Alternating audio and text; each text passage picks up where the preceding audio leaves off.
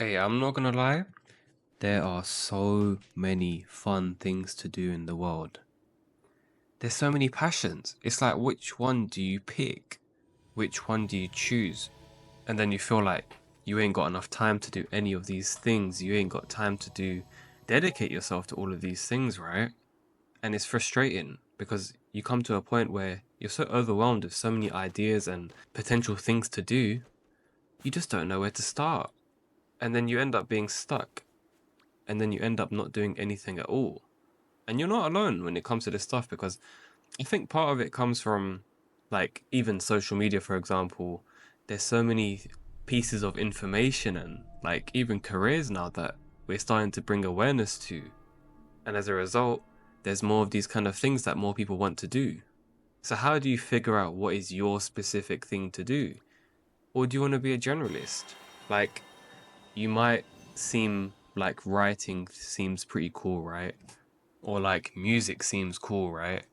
Or maybe art seems cool, right?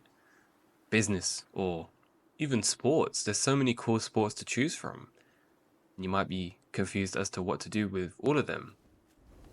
But I will say this though, don't try to master all of them at once, because you're gonna get burnt out. And I ain't gonna tell you just to pick one thing and stick with that alone. Because the thing is, I feel like even a lot of successful people, even the ones that you look up to, like, for example, if it's music artists, they don't just like music. Some of them like to game, some of them like to play sports, some of them like to give back to the community, some of them like to spend time with their family. So do you see what I'm trying to get at? It's not like you can't have these interests at all, but it's just how are you managing and sort of prioritizing them based on where you really want to go. And I don't think there's such a thing as like one calling in life. I don't think that's true, man. I think it's just at different stages in your life, you're going to have different responsibilities. You're going to have different sort of needs and wants, right? And you probably have known this if you're like more on the older side of life, where you've probably at different ages you've wanted to do different things. And I think that's pretty fun. Look at Leonardo da Vinci, for example. That man was doing a lot of stuff. I think even besides painting, he wrote as well. Or like if you want to look at your favorite business owner, they probably have multiple companies dealing with multiple things. So you ain't got to limit yourself too much, alright?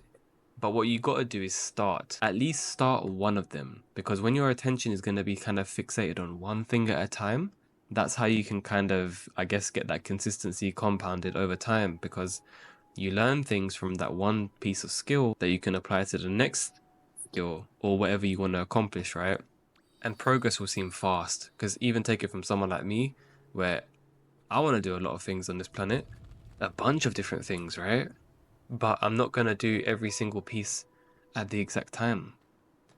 What I want to do is kind of just focus on one thing at a time, or maybe two things at one time, and keeping the others as more so kind of side projects or just things I could always kind of come back to in the next year or 2 years or 5 years, where you kind of get to rotate your kind of focus based on that.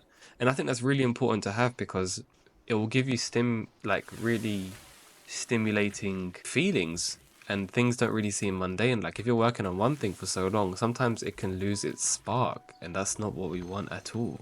We want to be able to kind of have vigor and passion with a lot of the stuff that we want to do. So that's like one of the benefits of, or at least one of the benefits I've noticed when it comes to that kind of stuff. And you gotta have love for the game, man. You really do have to.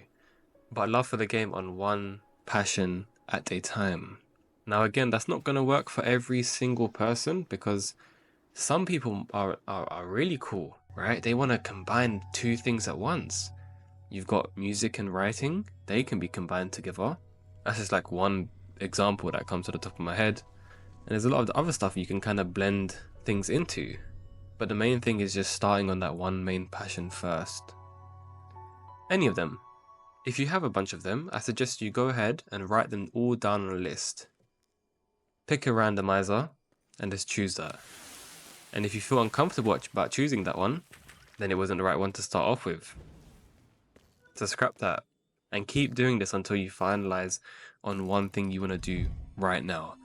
And promise yourself, I'm going to stick to this for at least 3 months, if not 6 months. You're not wasting time like that. You're learning and you're becoming a better person at that passion. And then 6 months down the line, you'd actually have something accomplished, something actually done. And then you have the ability to choose. You get to choose whether or not you want to continue it or move on to the next passion, or do both because you've already gone through the first hurdles. See, you see how fun it can actually be when you have it in more of a structured order. It really can be. You have to have fun with things, man. Don't view things as such a mundane task and, the world hates me and why am I so gifted at so many different things or interested at so many different things and I don't want to do any of them. Let's scrap that. Let's have fun with it. Let's see how we can make the most out of each passion that you do have in the best way possible. Remember, time is an illusion, so don't think that you're binded by that by any means necessary. All right, and I say that because not only does it put a bunch of pressure on you, which some of you might do well in, but a lot of you probably won't, and it also lets go of the pressure to monetize everything. What I've noticed in the past is sometimes when you're trying to focus on a passion, you become so vested in the potential monetary gain you're gonna get from it that you end up performing worse than you actually would have when you're having fun with it. You don't learn as much, you rush your craft, you just drop the quality.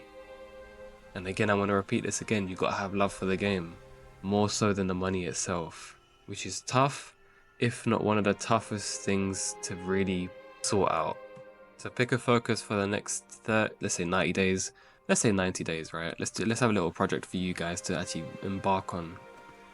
Pick a focus for the next 90 days and just commit to it.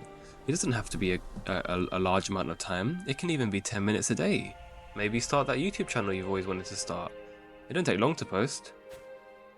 I ain't gonna say my videos are the best of quality, but I can get them done in like less than half an hour. You don't have to really force send it to the point where it has to be complete dedication. Just flow through the waters a little bit, test it out, have fun with it. Remember, keep having fun with it. And you'll figure out you actually like this more than you thought you would. Or if you didn't like it as much as you thought you would, the next thing would be more fun. Everything is just always a preparation for the future, okay? So don't put pressure on yourself, alright? Your passions aren't going anywhere. They'll be waiting for you when you're ready. But just try, because that is the only recipe or ingredient for the recipe that you need. Just try. Appreciate you guys for watching, and have a blessed rest of your day, man.